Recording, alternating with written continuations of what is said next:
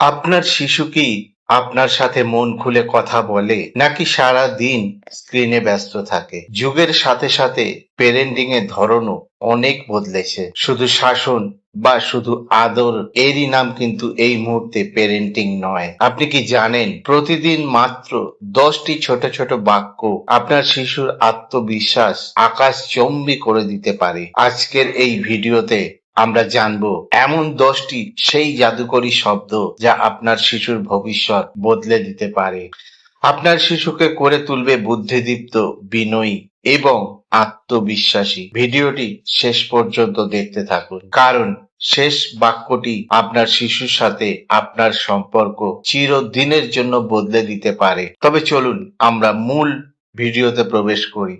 আমি তোমার কথা শুনছি। যখন শিশু কথা বলবে তখন আপনি কোনো রকম কাজ না করে সব ফেলে রেখে শুধু তার কথা মন দিয়ে শুনুন আর তার চোখের দিকে তাকিয়ে বলুন, আমি তোমার সব কথা শুনছি, তুমি বলো। এতে সে বুঝবে সে আপনার কাছে খুবই গুরুত্বপূর্ণ।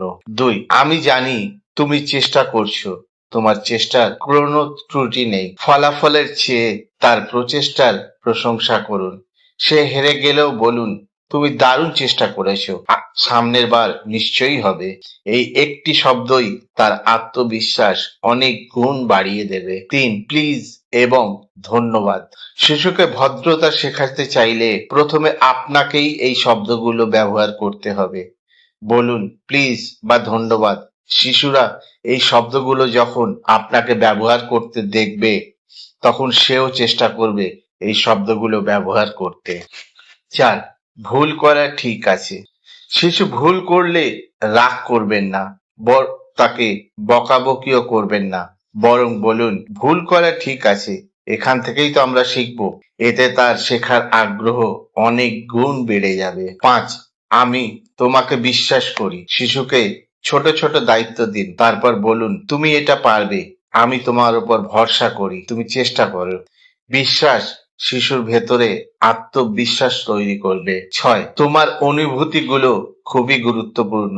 শিশু যদি রাগ করে বা কাঁদে তাকে থামিয়ে দেবেন না, তাকে বরং বলুন আমি বুঝতে পারছি, তোমার খারাপ লাগাটাই খুবই স্বাভাবিক। এতে সে শিখবে তার অনুভূতির মূল্য আপনার কাছে অনেক। 7, তুমি কি মনে করো? শিশুর মতামতকে সবসময় গুরুত্ব দেবেন। কখনো কখনো তাকে জিজ্ঞেস করুন তুমি কি মনে করো এতে? এতে সে সিদ্ধান্ত নিতে শিখবে। 8, দয়া করে আমাকে সাহায্য করো। শিশুকে সহযোগিতা শেখান, তাকে বলুন দয়া করে আমাকে সাহায্য করো। এতে সে নিজেকে গুরুত্বপূর্ণ মনে করবে। 9, তুমি অনন্য। অন্য শিশুর সাথে কখনোই আপনার শিশুর তুলনা করবেন না, তাকে বরং বলুন তুমি যেমন তুমি তেমনই, আর এতেই তুমি অসাধারণ। এই কথাটি তার আত্মসম্মান বাড়াবে। 10, আমি তোমাকে ভালোবাসি। দিন শেষে বা ঝগড়ার পরেও এই কথাগুলি অবশ্যই বলা জরুরি। আমি তোমাকে ভালোবাসি। এতে শিশুকে নিরাপত্তা এবং